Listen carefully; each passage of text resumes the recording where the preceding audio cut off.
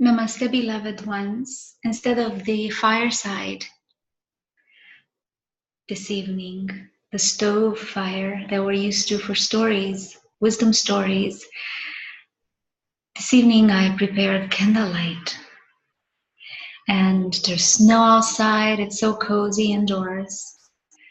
The lighting is just perfect to read you another story. This one comes from ancient Greece, and it's about Gaia, our creatrix, our mother, Gaia, the Mother Earth. And she's called the mother of all, who brings forth the bunches, fruits and flowers. And Gaia also refers to the whole earth as one living organism. The rocks, the clouds, the oceans, the air, and all living things completely interrelated and dependent upon each other. But if you're ready to listen, as I am, to the story, while enjoying the glimmer of the candles with me, relax for a bit. Perhaps stop the video now and go get a cup of tea so that you savor these moments together in the story. And then as you return, we can start. And if you don't need tea, you just need to cuddle with a soft blanket on a couch and listen in your earbuds as you watch. That's fine too. Find your perfect spot. Feel that love within as the warm blanket as you listen. Gaia creates herself. Out of the great nothing, there exploded a thunderous sound, the music of all the sounds that ever were or will be. A sound so loud it pulsated for eons. And with the mighty sound came billions of chunks of fire and light, rock and dust, streaking across the wide emptiness. One of the chunks was Gaia.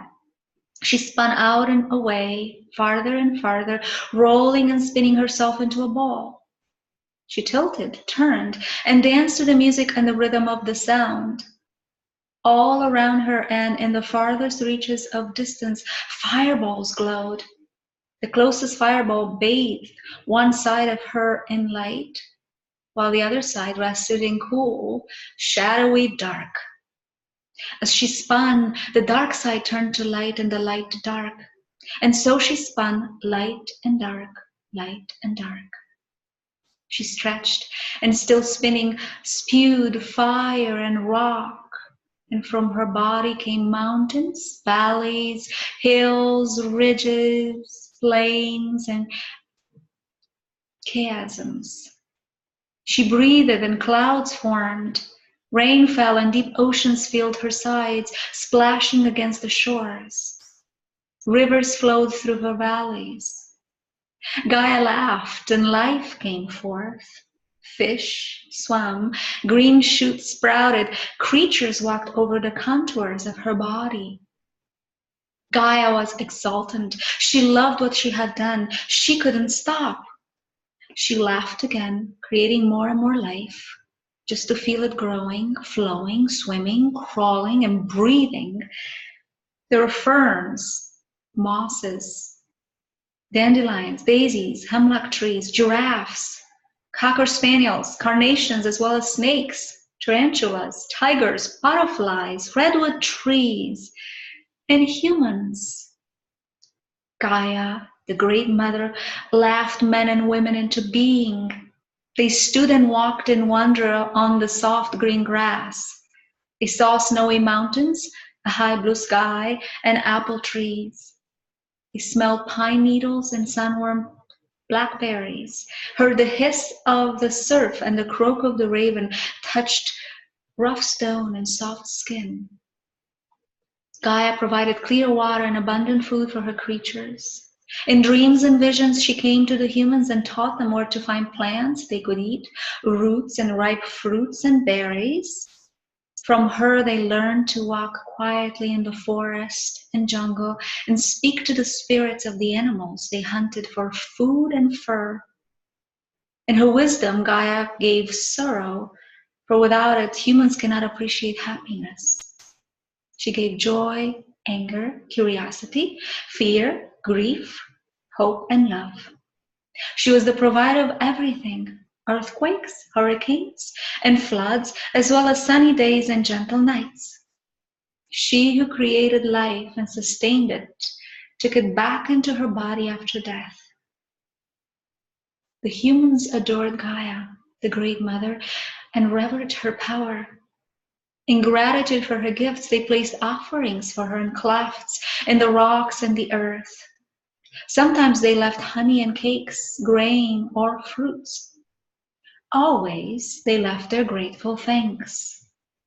Gaia smiled and kept on spinning, and still to this day, she spins.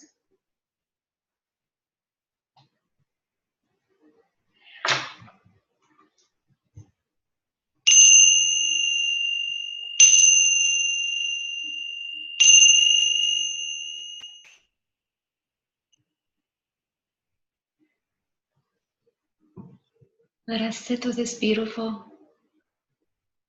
story in a space of adoration for our mother and how she lives through us, within us, in our embodiment. As we appreciate weaving light into the physical form, weaving wonder and magic.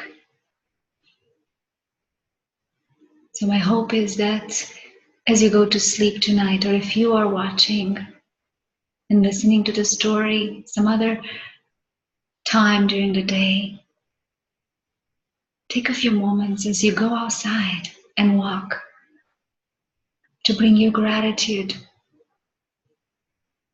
to our mother, loving herself as yourself, loving her as yourself, loving Gaia as your embodiment, with a renewed awareness of the abundance that she gives us, that she blesses us with, from the air and the water and the beauty to all the other things that